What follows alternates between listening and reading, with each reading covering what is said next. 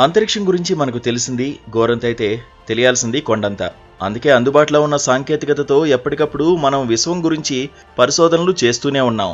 అయినప్పటికీ గుట్టు విప్పలేని ప్రశ్నలెన్నో మన కళ్ల ముందే ఉంటూ పరిశోధించేందుకు ప్రేరేపిస్తూనే ఉన్నాయి. ఎన్నో గ్రహాలు ఉన్నప్పటికీ భూమి మాత్రమే జీవజాలానికి అనుకూలమని ఇప్పటికీ శాస్త్రవేత్తల భావన. దానికి కారణం భూమిపై ఉన్న వాతావరణం, ముఖ్యంగా నీరు. అదే ఈ భూమిపై జీవనం ప్రారంభం కావడానికి కారణమనే థియరీలు ఎన్నో ఉన్నాయి. అలాంటి నీరు వేరే గ్రహాలపై కూడా ఉందనే వాదన కూడా బలంగా ఉండేది. కానీ దానికి బలమైన ఆధారాలు మాత్రం లభించలేదు.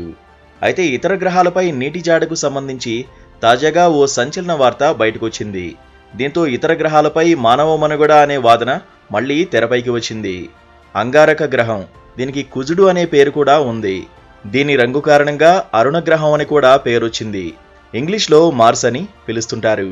సౌర వ్యవస్థలోని 4వ గ్రహమైన దీనిపై ఇప్పటికే బోలెడు పరిశోధనలు జరిగాయి.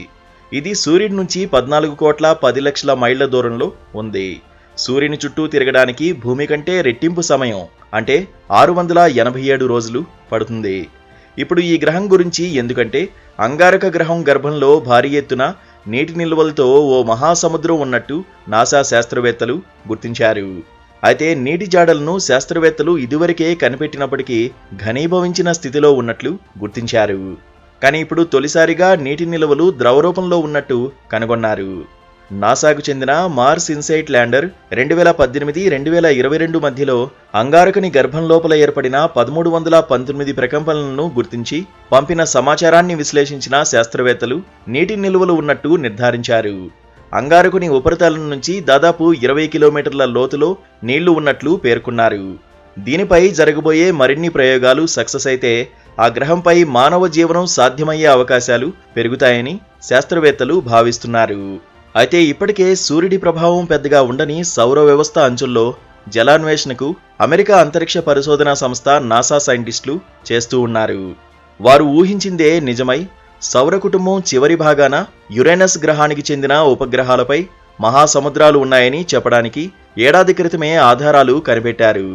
యురేనస్ గ్రహానికి ఉన్న 4 ఉపగ్రహాల ఉపరితల పొర అంతర్గత వేడిని రక్షిస్తున్నట్లు గుర్తించారు. అంటే ఉపగ్రహ అంతర్భాగంలోని వేడి బయటకు వెళ్లకుండా ఆ పొర నిరోధిస్తున్నట్లు కనిపెట్టారు. సాధారణంగా ఏదైనా గ్రహంపై సముద్రం ఏర్పడాలంటే దాని అంతర్భాగంలో తగిన ఉష్ణోగ్రత ఎల్లప్పుడూ ఉండాలి.